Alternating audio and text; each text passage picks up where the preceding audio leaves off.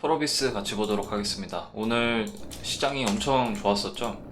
이 미 연준 의원들이 이제 더 이상 금리 올리는 것보다는 이제 확실히 금리 그만 올리는 게 맞는 것 같다. 그런 식으로 긍정적인, 비둘기적인 얘기를 했기 때문에. 근데 이제 우리가 게임주한테 안 좋은 거는 어쨌든 금리가 더 이상 안 올라간다. 이거는 정말 좋은 소식이거든요. 근데 이제 미래적으로 봤을 때 금리가 인하가 된다는 거, 그런 시그널이 돼야만, 그것도 강하게 금리 인하가 빠르게 결정이 될 것이다. 이런 시그널을 기다리고 있는 건데, 오늘 어쨌든 오늘 상승이 게임주 전반적으로 어쨌든 좋게 작용을 한 거는 맞습니다. 음.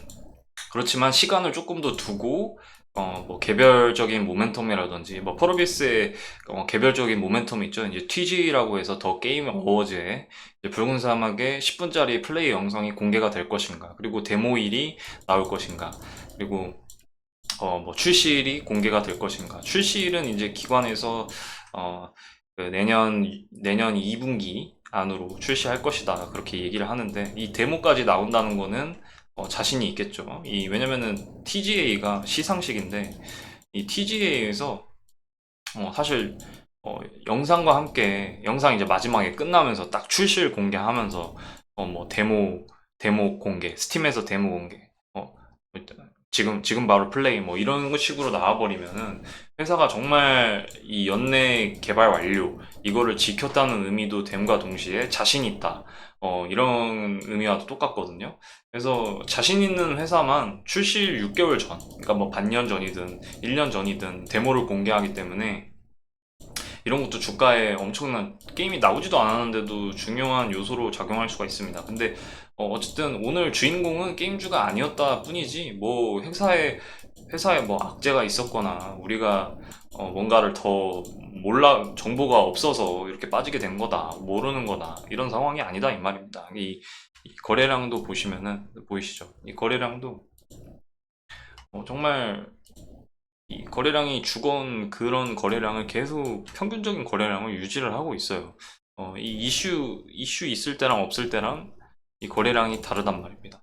그래서 그냥 평상시의 거래량으로 뭐 아무런 의미 없는 그런 날이었다. 뭐 물론 이제 단기적으로는 우리가 이렇게 지수가 많이 올랐는데, 이럴 때 한번 반등이 세게 나와줘야 뭐 되는 거 아니냐, 이렇게 당연히 아쉬울 수 있는 상황이고, 근데 어쨌든 그냥 차트로만 보면 오늘의 아쉬움을 조금, 뭐 이번 주 거래일도 남았고 10월달 거래일이 아무튼 계속 있을 거고 하니까 단기적인 관점에서는 너무 아쉬워할 필요는 없는 것 같고, 지금 이 5일선하고 11선, 그 11선 위에 지금 안착이 된 모습이죠. 오늘 상승으로. 그래서 단기적인 어떤 이평선은 충분히 이제 안착을 하면서 이어질 가능성이 있다.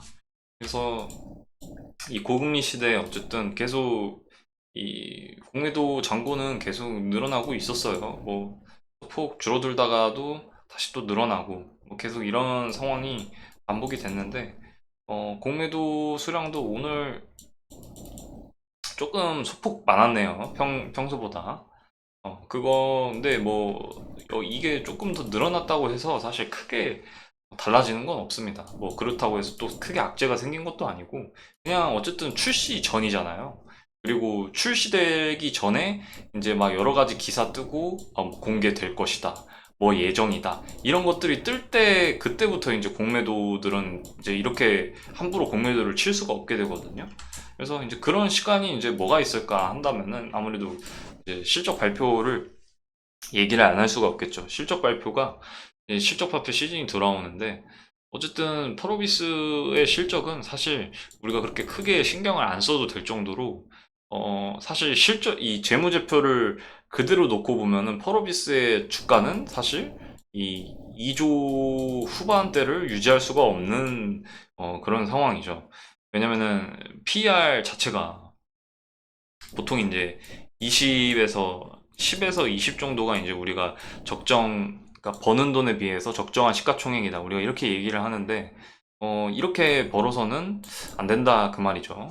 그래서 이게 연간으로 놓고 보면은 이번 연도에 어쨌든 벌어들일 걸 보면, 이 PER 예상치가 182배다. 그러니까 사실상 이 10배라고 본다면은 주가가 18배 이상 고평가 중이라는 겁니다. 사실 이 10에서 20이라고 평가를 한다면요. PER을. 이 기준으로 잡으면은 18배에서 9배에서 18배 차이가 난다는 거예요, 주가가. 그러니까 이 말은 마이너스 9나 그러니까 나누기 9 혹은 나누기 18 이렇게 한 그 적정 주가를 생각하시면 되거든요. 시가총액에서. 그러니까 사실 돈을 더 벌어야 이 확실하게 이 시장에서 인정을 해줄 텐데. 근데 이제 그게 아니라 펄어비스의 동력은 이런 재무제표의 건실성이 아니라 일단 게임이 나와야 우리가 너네 재무제표 좀 안 좋아도 어, 워낙에 대작 게임 만들고 있고 성공할 가능성이 워낙 높다고 평가를 하고 있잖아요. 그러니까 나오기만 하면 보세요. 24년에 나오기만 하면은 영업이 이렇게 뛰는 거 보세요. 그리고 PER도 15배로 변합니다. 그러니까 10에서 20 사이에 들게 되는 거죠. 그러면은 주가는 사실 더 올라도 된다는 얘기예요. 만약에 이렇게 번다고 치면 매출액 6,900원대, 억 원대에 영업이 2,100억을 번다고 치면은 이 주가에서 더 올라도 된다. 그렇게 얘기를 하는 거예요. 그래서 이런 것들을 보면은 충분히 게임만 어쨌든 나오고 그런 상황만 연출이 된다면은 충분히 주가 상승이 될 수 있겠구나. 우리가 그걸 봐야 됩니다. 그래서 그런 의미에서 중요하지 않다고 한 거지. 사실 중요하지 않은 주식은 없죠. 그런 의미에서 보면은 이번 3분기 때 흑자 전환, 지금 적자 전환 했었거든요. 적자 전환을 하고 나서, 그러니까 적자 났다고 해서 회사가 망하는 게 아니라 이 펄어비스가 보유하고 있는 현금이 많습니다. 검은 사막이 워낙에 성공을 했고 또 펄어비스가 투자를 잘해요. 펄어비스 이제 캐피탈이라고 있는데 기업에 투자하는 벤처 캐피털입니다. 이 현금으로 남은 이 현금으로 기업 간에 이제 어, 돈을 빌려주거나 아니면 투자를 하거나 해서 차익 실현을 하는데 돈을 많이 벌었어요. 그래서 현금도 많고 번 돈으로 또 번 돈을 또 불려가지고 버는 거죠, 자체적으로. 그래서 그런 거기 때문에 뭐 140억 적자 났다고 해서 전혀 문제될 거 없고 이제 9월 이제 3분기에는 뭐가 반영이 되냐면 이제 검은 사막이 엄청 커뮤니티 사이에 화제가 돼서 또 신규 유입이 많았었습니다. 이게 10년째 시장에서 지금 선보이고 있는 게임인데 10년이 지났는데도 불구하고 신규 유입이 엄청나게 들어왔다. 그리고 영업이익을 확장시켜준다. 이거는 계속해서 뭘 의미하냐면 이 정도로 유지 보수가 되는 회사가 이 신작 게임만 제대로 나와주고 이게 성공한다면 정말 지금 이 재무제표상 지금 현재 이 시가총액도 납득이 안 가는데 아 이거 정말 납득이 가겠구나 이러면서 납득을 시키는 거죠. 그래서 이런 것들을 보면은 또 다시 4분기 때는 적자 전환할 것이다. 그리고 1분기 때도 적자 전환할 것이다. 라고 하는 기관의 예상치가 다 보입니다. 그러니까 이게 뭔 말이냐면 붉은 사막 출시 전이거든요. 내년 1분기까지.